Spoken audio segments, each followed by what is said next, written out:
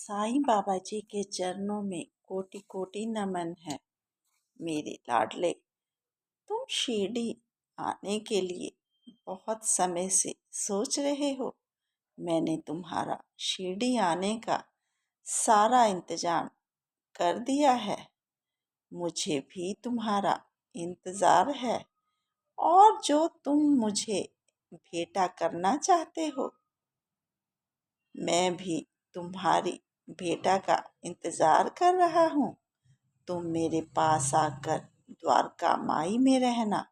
मैं तुमसे बातें करूँगा, लेकिन तुम चाहते हो कि पहले तुम्हारे कुछ ज़रूरी काम हो जाएं, फिर तुम शिरडी आओ। ऐसा ही होगा मेरे बच्चे। और जब तुम शिरडी आओगे, मैं तुम्हें एक विशेष प्रकार का प्रसाद दूंगा और आशीर्वाद भी दूंगा। बस मेरे लाडले, मैं तुम्हारे जीवन में सब कुछ धीरे धीरे बदल दूंगा। जल्दबाजी में मैं तुम्हारे जीवन में कुछ भी नहीं करूंगा। अब तुम आगे ही आगे बढ़ोगे। तुम्हारा बाबा तुम्हारे साथ है। जब तुम मेरे साथ जुड़े थे तो तुमने अपने परिवार और अपने जीवन की डोर मेरे हाथों में थमा दी थी। तो अब तुम्हारा भविष्य कैसा होना चाहिए, ये सोचना मेरा काम है। अब तुम्हारे बच्चों का भविष्य बहुत ही उज्जवल होने वाला है, जैसा तुमने सोचा भी नहीं था।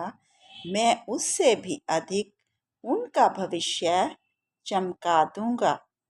और हाँ, अब तुम्हारे बच्चे बिल्कुल भी भटकेंगे नहीं।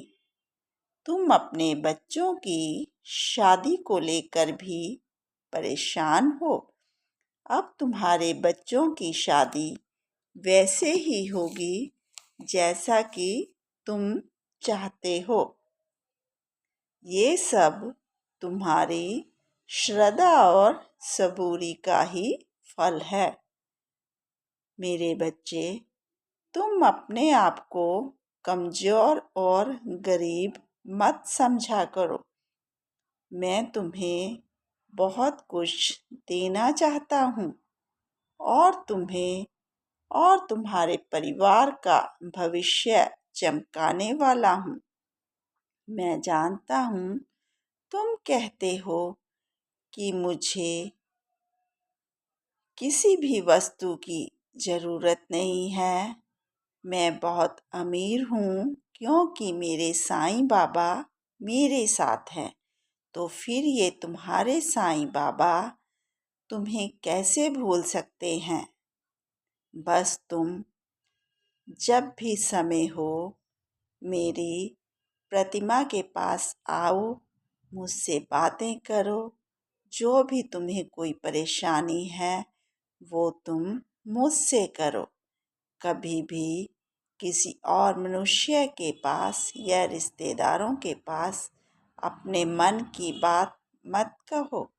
मैं तुम्हारा बाबा तुम्हारी सब परेशानियों को दूर कर दूंगा और मैं तुम्हें यात्राएं भी करवा रहा हूँ।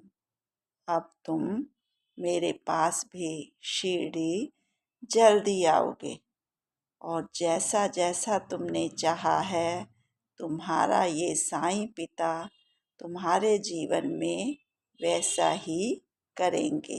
खुश रहा करो मेरे बच्चे।